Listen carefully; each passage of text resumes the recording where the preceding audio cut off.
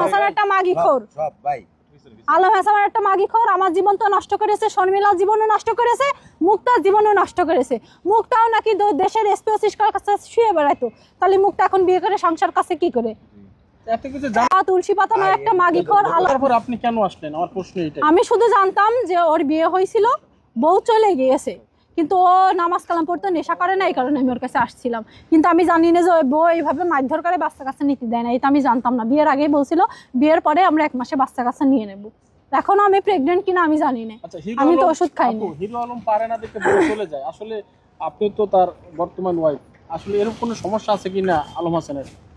কি আলম হাসানের শারীরিক কোনো সমস্যা নেই, লুকস তোর গ্রেট, আবার শারীরিক সমস্যা কিসের হবে? দেশের জায়গায় সুতি পছন্দ করে আলম হাসান। মানে আলম হাসান সবকিছু পারফেক্ট থাকার পর তার বউ যাওয়ার কারণ সবকিছু পারফেক্ট থাকার পরেও বউ যায় কিসের জন্য? ও আসলে লোভ লালসাই, ও কন্ট্রোভার্সি করতে চাই। কিন্তু একটা মেয়ে আসলে বিয়ের আগে যেমনই থাক না কেন, বিয়ের পরে চায় না যে তার ইজ্জতহানি হোক। ও চাই যে ওর প্রতিনিয়ত অন্য মানুষ কন্ট্রোভার্সি করুক। শাকিব খানের নিয়ে কথা বলার দরকার নেই, অন্য মানুষ কথা বলুক, এইটা চাই। ও চাই যে আরো ওর মিলিয়ন মিলিয়ন ভিউ হোক। আপনি আগের ভিডিও দেখেন আর আমার সাথে ভিডিওর পরে দেখেন যে ওর নিয়ে কত, মানে ওর ভিডিও কতটা ভাইরাল হয়েছে। আর আগের ভিডিওর সাথে এখনকার ভিডিও যোগ করে আপনারা দেখেন যে আমি কতটা গুলো সত্যি কথা বলছি আর কত আমি মিথ্যা কথা বলছি কিনা। আর আমি জানি এই ভিডিওতে কথা বলার পরে একটা কথাই বলবো, পতিতা বৃদ্ধি করে ও খানকি বেশ্যা নিয়ে আমি কিভাবে সংসার করব। আমি তোরে বলি, তুই আমি যদি খানকি বেশ্যাই হই তাহলে তুই বিজিবি চাকরি করতিস, তুই তো সরকারি একটা প্রশাসনের লোক, জেনে শুনে কিভাবে তুই আমার বিয়ে করলি? আমি যদি খারাপই হই তুই তো দেখে শুনে নিয়ে আসিস। এখন উঠতি বসতি তুই কেন খানকি বেশ্যা আমাকে বলিস? তুই কি ভালো নাকি? তুই তো 4-5 ঘর মেরে এসে তারপরে আমার বিয়ে করেছিস।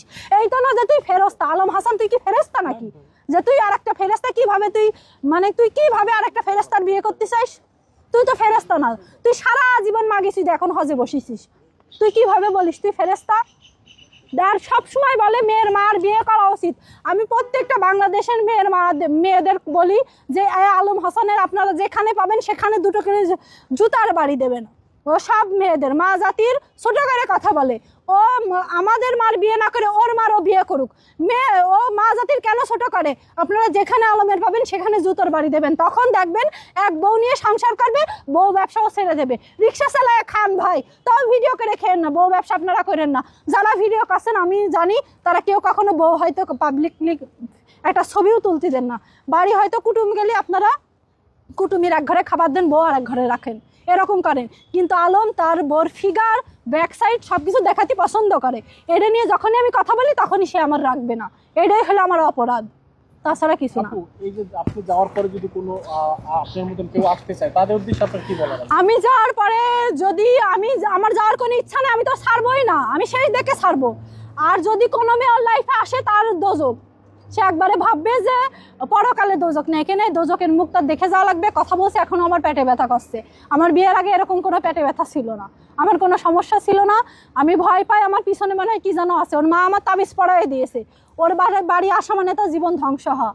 তাহলে হোক 4-5 জায়গা বিয়ে, একটা মেয়ে যতই বিয়ে হোক সে একটা রিক্সাওয়ালার বিয়ে করুক, তা ওর মতো ছোট লোকের বিয়ে না করুক, আলম হাসানের মতো বউ ব্যবসায়ীকে বিয়ে না করুক। আমি এই মেসেজ পুরো বিশ্বকে জানিয়ে দিলাম।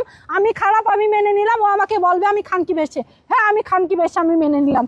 কিন্তু ওর মতো লোকের কাছে তোমরা কেউ যেও না।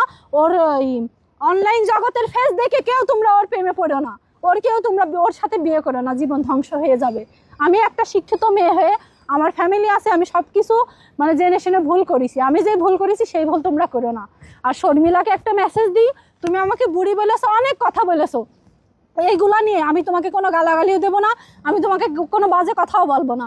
তুমি ইয়াবে অ্যাডিক্টেড অনেক কিছু বলেছো।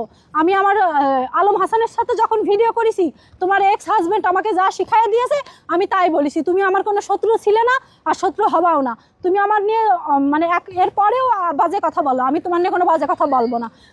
কেন না